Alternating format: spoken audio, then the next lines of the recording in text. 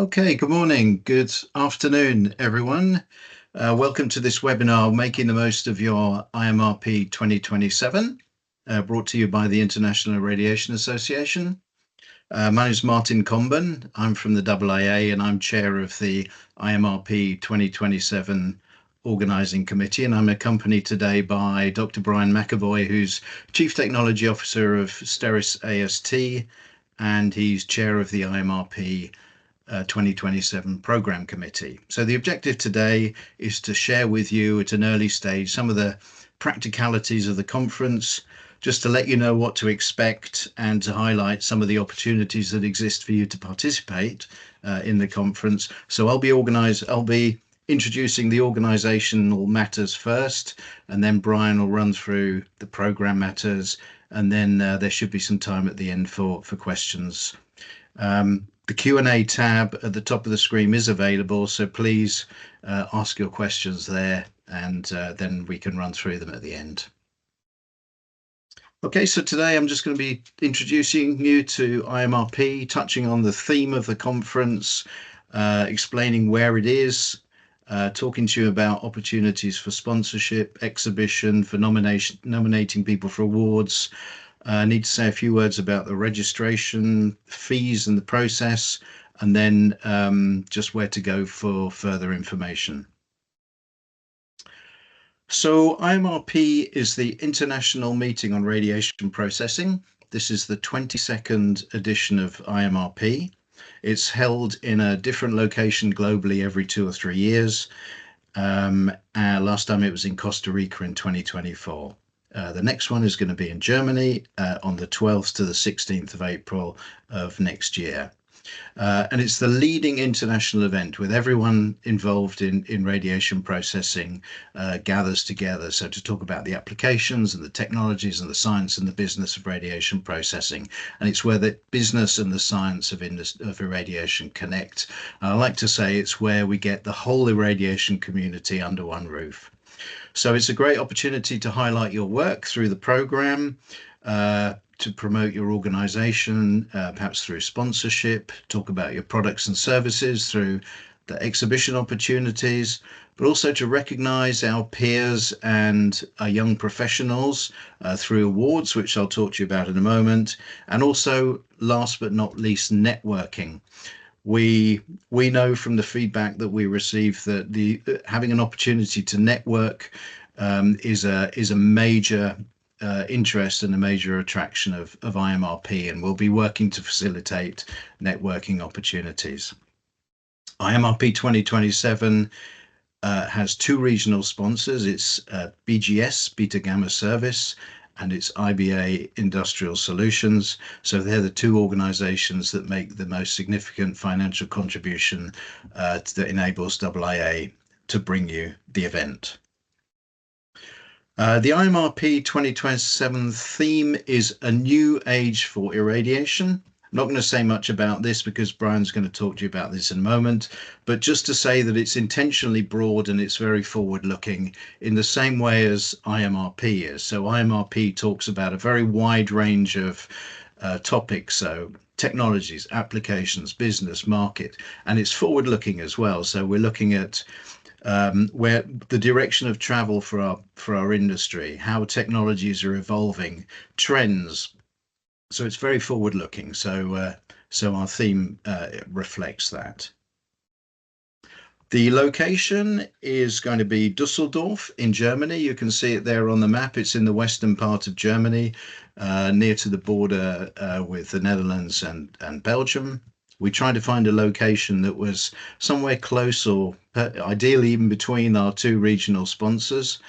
We have some fairly specific requirements for IMRP. So we did look at many cities and many different venues or potential venues, but we have quite specific requirements. So some venues are too large or too small, or they don't have a floor plan that suits IMRP, or they're just difficult to access. So anyway, the result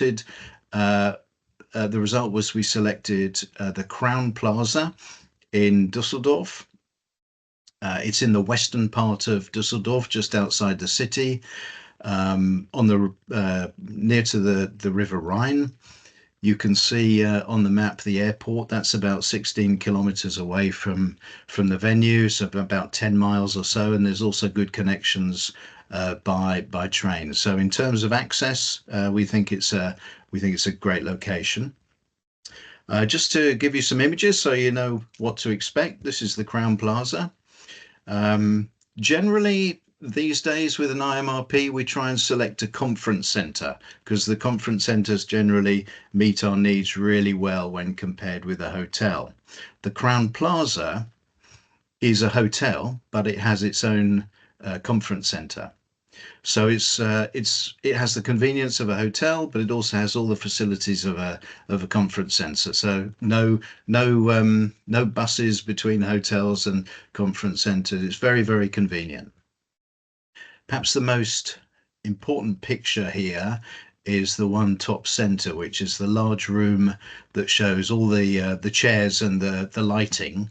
That's the room that we're going to be using for our exhibition, or the exhibition hub as we call it. And this is the on the floor plan here, this is the room that's shown in blue.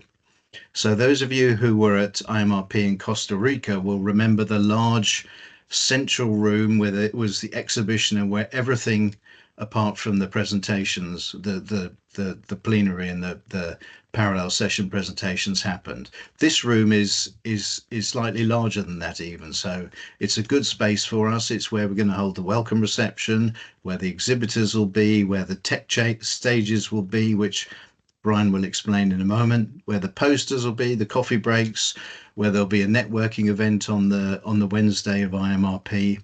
So it's the central place where everyone will gather when they're not attending presentations. The presentations will be in the rooms that's shown in green. So that'll be opened up as one large room for the plenary and then split down the middle for the two parallel sessions. And then you can see outside there's various meeting rooms, and at the bottom of the image there is the entrance to the convention center, where there's the foyer and the registration area and so on. So it's a great space. It's going to meet our requirements really, really well, I think. Of course, there's going to be opportunities for sponsorship and exhibitions. We have, the IIA has already gone out to IIA members to make these opportunities available to them. They are now available to non-members of IIA. In terms of sponsorship, there are still some of the more attractive sponsorship opportunities are still available. And then in terms of the exhibition, we have about 34 booth spaces in total. A third of them are already allocated. So if you do intend to exhibit, I would recommend that you make your intentions known to us earlier rather than later, because if you come to us at the end of the year, you may find that all of the exhibition booths have already been allocated. Sponsorship and exhibitions are being looked after by Stephanie. Her contact details are there on the screen. Of course, you can contact me as well. You don't need to write that down. If you go onto the IMRP website, look under industry and partnership opportunities, the contact details are there. I'll give you the IMRP website address in a moment. We are going to be presenting awards again, so as is now quite normal, we're going to be presenting the IMRP Laureate Awards. There's going to be a Business Laureate Award and a Science Laureate Award. And we're also going to be presenting Early Career Professional Awards. So this was introduced at the last IMRP in 2024. It went down really well. It was well received. So we're going to be doing the same again. And I'm going to be making a call for award nominations on the 1st of June. So please give some thought about who you may wish to nominate for awards. And then on the 1st of June, there'll be more information about how to make those nominations. Registration is going to open in mid-October. The early bird deadline is going to be the 15th of February of next year. As usual, there's going to be different levels of registration. So there'll be business, academic, and student registration fees. There will be discounted registration fees for IIA members. So the best way to get the lowest registration fee is to be a IIA member and register before the early bird deadline. We're going to publish the fees on the 1st of June. There is going to be an increase in the registration fees of about 20% over Costa Rica. And there's two reasons for that. Historically, the IIA hasn't increased registration fees in line with inflation. The priority has always been to keep the fees down and get as many people to attend the conference as we can. So with inflation, unfortunately, there's an element of catch up. Secondly, we're moving the meeting from Costa Rica to Europe, and that's resulted in a much higher cost base. So a standout item, for example, is food and beverage. The cost of food and beverage for the conference has risen enormously. The people who build the stands and provide AV, their costs have gone up enormously. The consequence of that is that the registration fees are going to be increasing by a nominal 20%. However, we have been able to negotiate a really good room rate with the hotel, with the Crowne Plaza. The room rate is 145 euros per night. That's about 170 US dollars per night. I think if we were hosting IMRP in the US, we could double that room rate with ease. So we're hoping that when you look at the total cost of attending, you look at the cost of the registration, but also the lower room rate, we're hoping that's going to be balancing out. There is also going to be German VAT on all registration fees. That's 19%. So we have to collect that 19%, and then we have to pay that to the German tax authorities. The website is now live, imrp-iia.com. So that's where you go for all the important information. We're going to update it over time. It's currently very focused on the call for abstracts, but it's where you'll find the registration fees, for example, all the important deadlines and the contacts. There is a Contact Us tab at the top right of the website home screen. If you can send information to us, ask your questions there, and we commit to responding to you within 2 working days. The best way to keep updated is to make sure that you're signed up for the IIA newsletter. Make sure you're connected to us through IIA's LinkedIn or WeChat if you use it, and that way we'll be getting regular updates. We're going to send out at least a monthly newsletter specifically about IMRP. And finally, these are the people who are working behind the scenes. So we have the Organising Committee. There's myself with overall responsibility. Paul is going to be providing some oversight, and Jill is going to be primarily focused on the finances and invoicing. On the right hand side is Catherine. She'll be producing all of the communications around IMRP. So this webinar plus LinkedIn and newsletters and so on. And then in the orange box we have the IS Event Solutions team. Many of you will know Isabel. She's working now on her 6th IMRP, so she knows our requirements really well and also our expectations really well. And their team are acting as the professional conference organizers for us. So with that's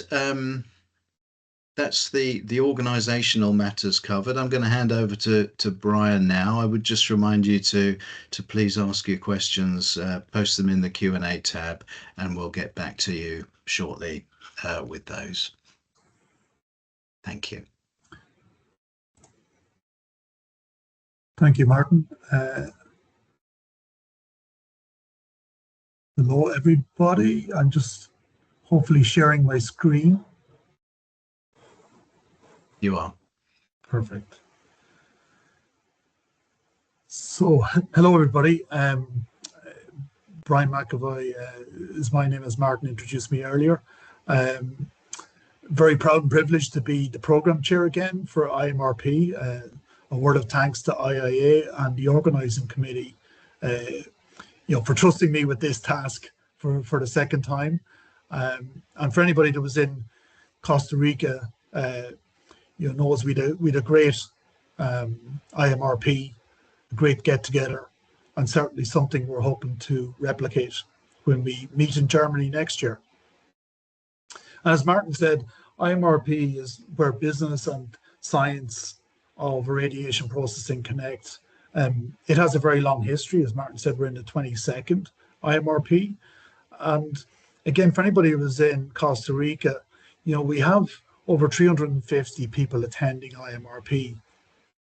And, the overall program, is a blend of things that are very business orientated right through to scientific, and poster presentations, etc.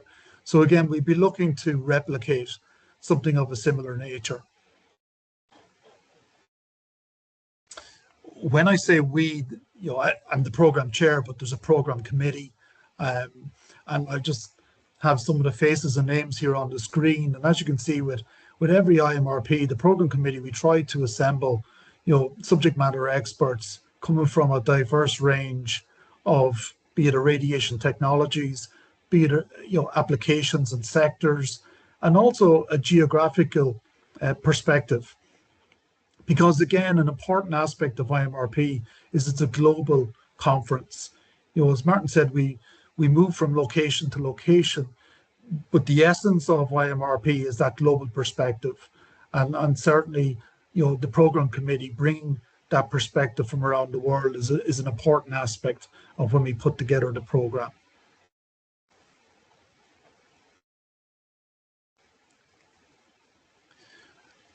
Martin mentioned the team, and certainly, as Martin said, it's a broad topic. The evolution, I suppose, of this topic is, when we finished in Costa Rica, we listen to what the audience and the topics that the audience is talking about, the topics that we see coming through in the abstracts, and quite a lot of topics around things like data, a lot of posters and presentations around simulation modeling. And again, that somewhat prompts us to think about what is the theme for the next IMRP. Plus, we also get excellent feedback from the participants when, the IS events team do a survey of all the participants, and we get very valuable feedback. And that feedback, really helps us shape, what is the next IMRP going to look like. And the team, you can read about, some of our ideas of what the team should mean. We're thinking about it in terms of a new age for the technologies, the continued advancement of accelerator-based radiation, for instance, dose measurement, now taking on more and more perspectives around simulation modeling, the expansion of applications. I think in Costa Rica, on our team of sustainability, we heard a lot of things around environmental applications on the Thursday. So again, we can see an expansion of the use of radiation processing, and that again will feed into the theme for this upcoming IMRP. And very importantly, the science. We were very proud of the poster session and the enthusiasm that we had at that session, because again, it really allowed, the participants at IMRP showcase all their excellent work around the research, the development, and the science underpinning what we do in radiation processing. And again, all of that science, all of that hard work can feed into helping establish, future regulatory frameworks. So again, we get to hear, very esteemed speakers talking about, the regulations of today and what they may look like in the future.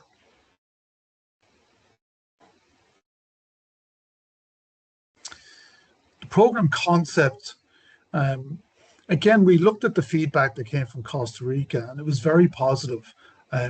We sensed that the audience was receptive to how we structured it with plenary, presentations talking about the business of radiation processing, right through to technical theaters, talking of the what and the how, and the poster session being very devoted towards the science and the research and development activities. So again, our ambition is to try and replicate what we believe was a successful structure to the IMRP that we used at Costa Rica. But there will be some changes, and I'm just going to talk a little about some of the changes that you're going to see. In terms of the plenary, we'll still have, day one very much focused on the sort of global perspectives, hearing from the business leaders around the world, what's been happening in the 2 years since our previous IMRP, what's the developments in the industry. Day two, when we look back to when we were in Bangkok, we have 3 plenary strands. And one of the things we did in Costa Rica is we reduced it to 2 because we felt, the audience was having to choose between 2. This time around, we do want to go back to having 3, but we're not going to create that sort of conflict between plenaries. We're going to have a full day devoted on sterilization and a half day devoted, on industrial processing, and a half day devoted on the food and phytosanitary activities and applications. Again, day 3, based on the feedback and how the program structures with all of the abstracts, we'll certainly be looking at, can we have a keynote speaker around the theme, something of particular interest to the audience. And day 4, like we did in Costa Rica, we'll cover topics like, education, leadership. It'll lead into the IAA, and the award ceremony and the General Assembly. So again, quite a familiar feel to what we've had in the last number of IMRPs.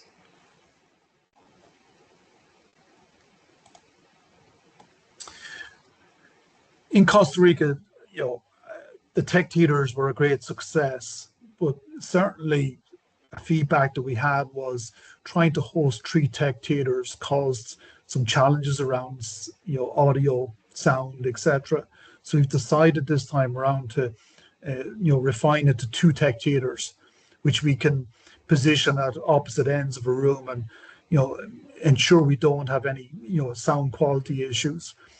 Plus also the IS events team are working with, the Crown Plaza, making sure we have, the right amount of, the right terms of soundproofing, etc., that we would need for the tech theaters. Because again, I think the success of the tech theaters was it gave that 15 minutes, opportunity to showcase the latest developments in technologies, in dosimetry, in equipment. And again, that's something we want to replicate. And, it does sit well in the exhibition space. It's very tied to those people that are exhibiting and showcasing their offering to the industry.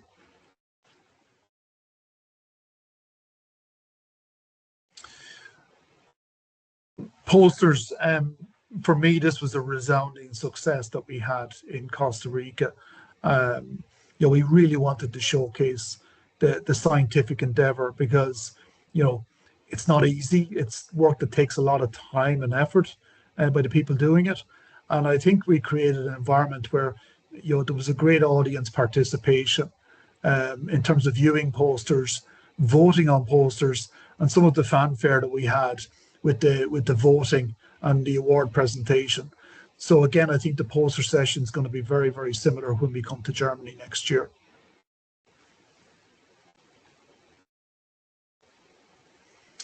The program at a glance, a lot of detail on this slide.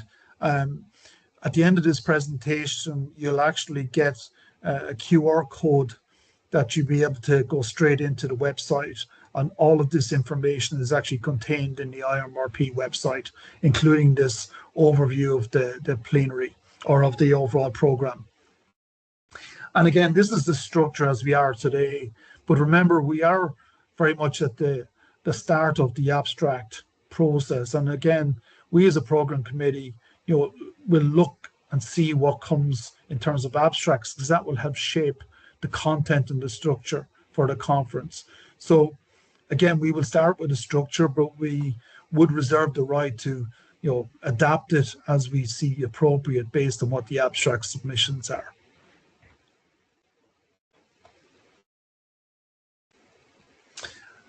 And I suppose the important bit for us as a program committee is the call for abstracts.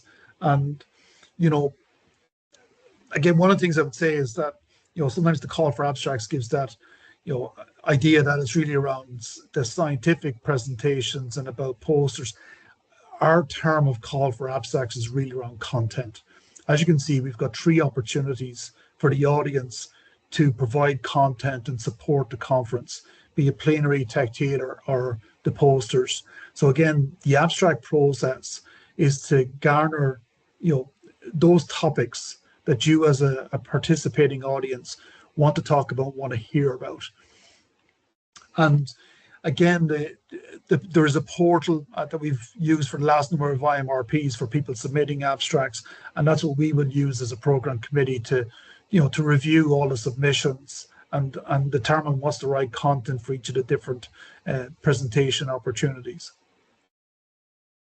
As I said, we're looking for business, technical, and scientific content. Again, the task for the program committee is to figure out where's the right places for that to be presented. I think that's something we did, well when we were in Costa Rica, and I think it's something we will replicate again. And again, ultimately, my last bullet point is please use the call for abstracts process to submit the content that you feel is appropriate, for an IMRP. Ideally as aligned to the team as possible, but as Martin said, the team is purposefully broad so that we can actually get all of the content and actually find the right opportunities for it to be presented and shared. At the bottom here, I'm sure on some of the key dates, again, all of this information is on the website. We're in that call for abstract window, and that'll go on to the end of June. The program committee, we will be meeting in person probably around the October timeframe, and it's at that stage that we will actually have filtered through all of the abstracts and started putting together, the program as we would see it.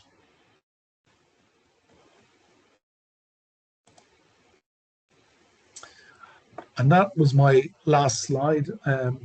This slide here again just shows you the website link, and there's a QR code. And I think Catherine also will have a slide that shows the QR code that you can actually go straight to the website and get all of the information that's been presented today. Thank you. Thank you, Brian. And yeah, there will be a slide that will be up for a few minutes at the end of the webinar with some more information. We actually just have one question, and that is for you, Brian. It's how many abstracts will be accepted? Good question. I think the website actually gives guidance on the abstract process and how many to be accepted. Certainly one thing we've introduced this time around is, often we get from some of the larger companies, many abstracts coming in. And our ask is that if any company is submitting more than 5 abstracts, that they would nominate somebody, if you like, to be a lead on behalf of that company. It'll just help us as a program committee to liaise with a person when it comes to the editorial process and the finessing of the abstracts. So again, I think all the guidance and the rules around the abstract process are given actually in the website and the portal. Thanks, Brian. Well, since there's no other questions, I think, just to close off, we're going to create a great forum to share and learn about irradiation, to try and move our business forward, and it's going to be a great opportunity for networking. I can say that last time we had an IMRP in Europe, it was the best attended IMRP ever. We had over 500 people there. So we're aiming to do the same again. Please contact me directly, mcomben@aaglobal.com if you have any questions. Please keep an eye on the website. We will be updating that regularly. If you're not receiving the AAA newsletters, then I suggest that you sign up to receive those and connect with us on LinkedIn and WeChat if you use it. And then we'll just be able to keep you updated as soon as new information becomes available, and as soon as we're approaching important deadlines.